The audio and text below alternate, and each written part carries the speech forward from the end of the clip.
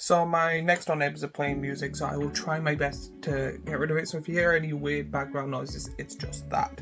But let's get into this video. Have you ever built a deck so magical that even the Scions were like, yeah, we'll allow it? No? Well, let's see if this deck lives up to this spell slinging hype. Hi everyone and welcome back to my channel. Today we're going through the Scion and Spellcraft from the Final Fantasy set.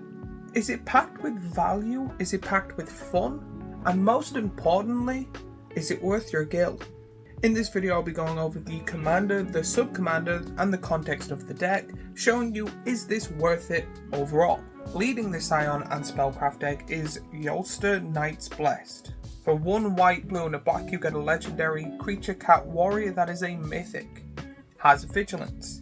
At the beginning of each end step, if a player lost 4 or more life this turn, you draw a card.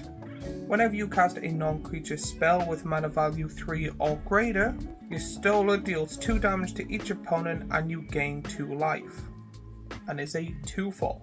This commander brings balance and aggression, spell synergy and draw. A commander with vigilance is always really good. She always stays ready on the defense even when she attacks.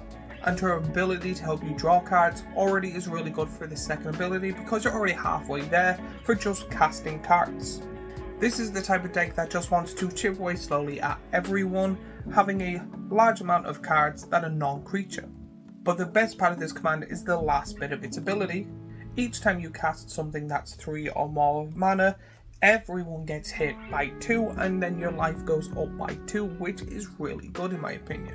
Which is constant value if you're then playing and ramping and playing 2 or 3 of these spells per turn. It's constant value that drains your table while also keeping you alive. She's a really good commander for spell slinging strategies, with also kind of a flavour of aristocrats. Personally, I would more go towards enchantments, but that's just because I am an enchantment lover, playing a bunch of casting enchantments or making tokens and stuff like that, or you could just go straight to drawing more cards, doing a little bit of damage and all of that stuff. There's multiple different ways you're able to play this commander.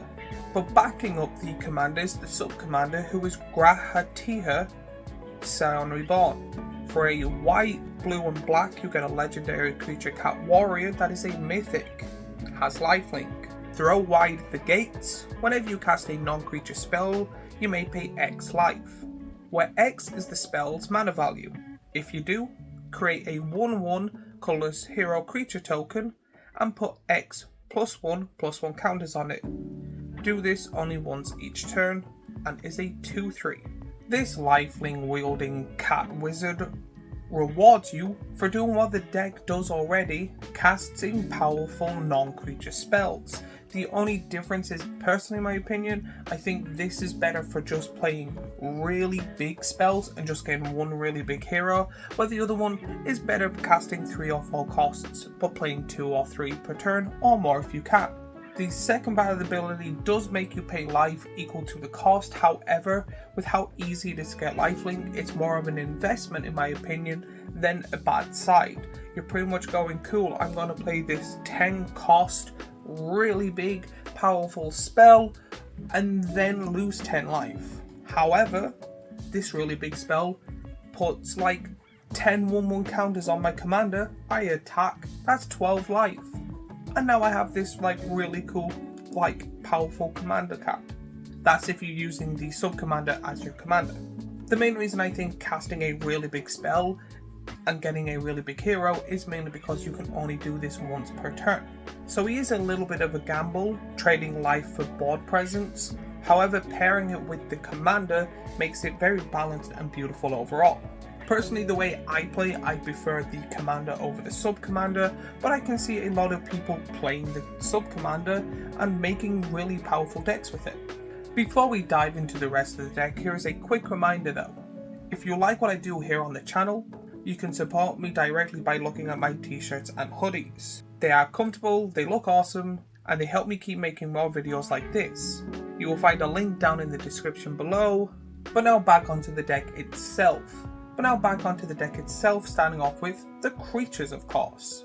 When it comes to this, there's 23 creatures in total, which is mainly here to be a support and give a backbone to the deck, which will help with the spell slinging and the synergy of it.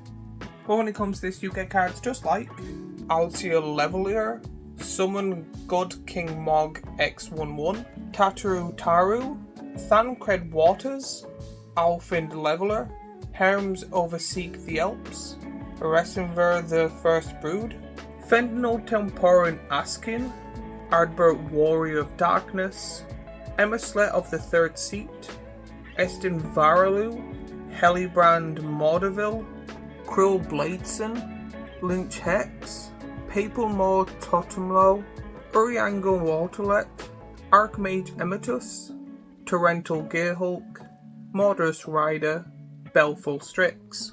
So first I want to say sorry for butchering half them names, but the creatures in this deck make it very structured. When it comes to this, it's not trying to overwhelm the board with bodies. Instead, all these creatures are meant to give you value that either support your non-creature spells, generate tokens, or scale over time. The main thing I like about this is how these synergize with both your commander and your sub-commander, whether it's to create tokens, to pump up, or trigger damage or life gain. You're not just jamming creatures. You're casting pieces of a much bigger machine, because in all decks there's pretty much going to be creatures, or majority of them. So again, having a full spell slinger deck with no creatures is weird, but I do like what these creatures do to help out. This deck is not a swarm strategy, it's more like fine-tuning a giant machine to win the game, and each creature has its own place in that machine to help you win. But now that the creatures are done, let's go into the enchantments. This deck includes a total of 6 enchantments, which again is good because the first 2 decks had none to barely any. These enchantments offer a balance of unity, defense, and synergy with your commander and sub-commander. And if you haven't looked through the deck list, here are some of the enchantments on screen now. Champion from Beyond, Observant Status, Eye of Needhog, Authority of the Consuls. These enchantments are very heavily into control and value, with one of my favourite cards, Authority of the Council, that just slow down your opponent, giving you time to build and manage your machine, while also helping you stay alive long enough to be able to fully finish it. And then there's the 2 new cards that are involved to push your strategy even further, one locking down things, and then the other one pushing your opponents over time. Altogether, these enchantments aren't just nice, they feel like a critical support piece to help your deck function the way you want it to do. But next are the artifacts of this deck. When it comes to the artifacts of the deck, there are 16 of these in total. A good chunk of these are for ramp, of course, that's what most artifacts when it comes to these decks are. Card draw, and then support pieces tailored for spell heavy gameplay. But you get enchantments just like Dancer's Crackums, Blue Mage's Cane, Astral Goligan's Planespear, Reaper's Scythe, Archomancer's Mat, Confident Jewel, Tome of Legends. These are great enchantments for a pre-con. You've got a mix of cards in here, some are good for acceleration, drawing, and then thematical flavour. When it comes to this, I think this more leans towards the sub-commander, because the deck wants you to cast big creatures while also keeping your mana flowing. And these artifacts make it happen between ramp, interaction, and then just plus that little bit of flair. This package supports your game plan without overshadowing your creatures or your enchantments. It is a perfect toolbox to keep your hand full, your board ready, and then also your commander online. And then the biggest part of the deck, in my opinion, the spells. There is a total of 18, with 8 of them being instances and 10 of them being sorceries. These are all carefully selected to support removal, control, draw, and synergy with your commander's abilities. But when it comes to the spells, you get cards just like Transpose, Dig Through Time, Sublime Empathy, Lethal Scheme, Void Render, Cleansing Nova, Final Judgment, Rite of Replication, Crux of Fate, and Vindicate. The spells is where the deck really shines. Every time you're casting pretty much any of these, you are triggering the commander, or the sub-commander, or both, depending on which one you picked, or what's on the field. One thing I like about this is all the spells feel tuned towards the commander and not just the theme, with most of these spells being 3 or more mana, which perfectly aligns up with your commander's ability. But if you like casting big spells, then this deck is perfect for you because there is a lot of them. And then finally we're going on to the lands of the deck. When it comes to lands of the deck, there is 37 in total. A lot of these cover a wide base of lands like duals and utility lands, all fine-tuned for this 3 mana base. You've got strong fixes just like Choked Estuary, Darkwater Catacombs, Desolate Mire, Drowned Catacombs, Fettered Heath, Glacial Fortress, Isolated Chapel, Port Town, Prairie Stream, Scavenger Grounds, Shine Shadow Snarl, Sky Cloud Expense, Sunken Hollow, Sunken Ruins. So I have been noticing that the mana base of these decks have been improving, especially in precons. When working with Esper, it can be very tricky, but the lands and the artifacts give you just enough mana, in my opinion, for what you need for this deck to do without doing any changes. But definitely leaves room for you to improve the deck if you choose to. Overall, I think the lands in the deck give you a strong basis to make this deck really good straight off the bat. But I also think this deck is perfect for you to put the cost in to bling out your deck or make it even more powerful. So now my overall thoughts when it comes to this deck as a whole. As a precon, it is very tight and flavorful. I don't know much about Final Fantasy, but they do seem to have a lot of cool characters in it that a lot of Final Fantasy players may know. I am a lover of a Spellslinger deck, so this is one of my favourite decks out the 4, and it was one that I was actually considering buying. I like when commanders reward you for casting your spells, or you can just make a really big army with the sub-commander.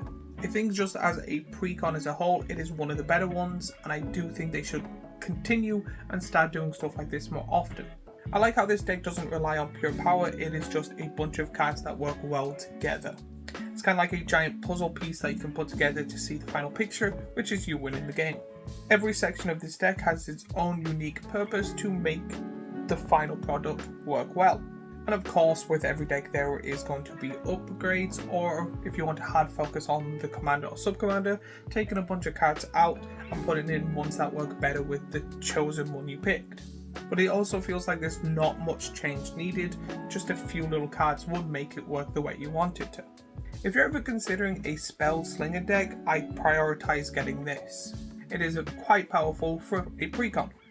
Overall, I will give this a 9.1. But if you were going to build this deck, how would you build it, and would you focus on the commander and sub-commander? If you were going to build this deck, how would you build it, and would you focus on the commander or the sub-commander? If you enjoyed this review, don't forget to like and subscribe and do all that annoying YouTubey stuff we always ask for. And hey, if you want to support out the channel, my Etsy is down linked below, where you can buy yourself nice t-shirts and hoodies and look really cool while playing Magic or Pokemon. And if you like this, I have the previous 3 Final Fantasy decks. Here, a playlist of reviews and is decks worth it? Here, and a subscribe button here, and I shall see you all in the next video.